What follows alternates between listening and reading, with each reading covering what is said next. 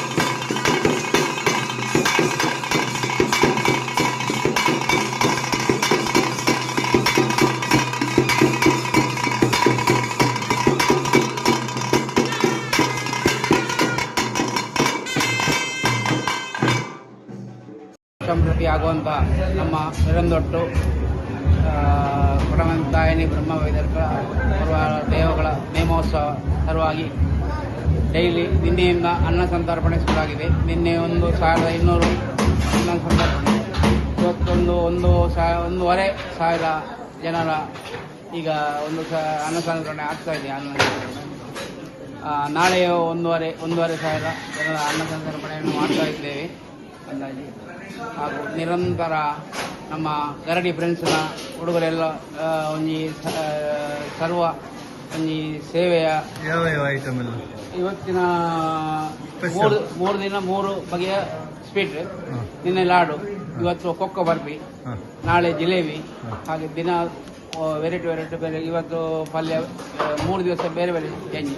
ನಿನ್ನೆ ಗುಜ್ಜೆ, ಇವತ್ತು ಅಲಸಂಡೆ, ನಾಳೆ ಸುವರ್ಣಗಂಡೆ ಪಲ್ಯ ಹಾಗೂ ಹಾಗೆ ಇವತ್ತು ಡೈಲಿ ಈಗ 3 ದಿನ ಅನ್ನ ಸಂತರ್ಪಣೆಯ ಸೇವೆಯನ್ನು ಒದಗಿಸ್ತಾ ಇದ್ದಾರೆ.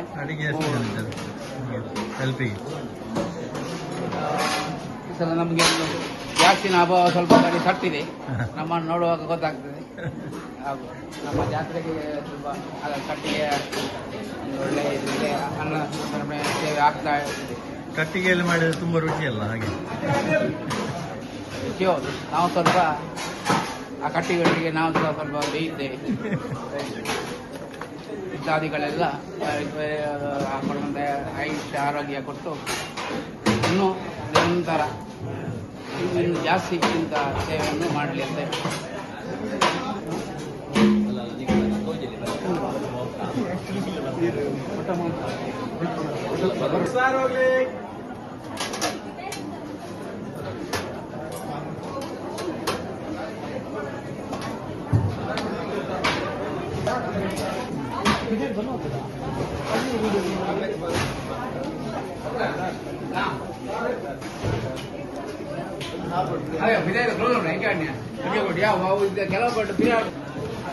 ಅದು ಮುಗ್ದ ಕಾಲ ಬರ್ತದೆ.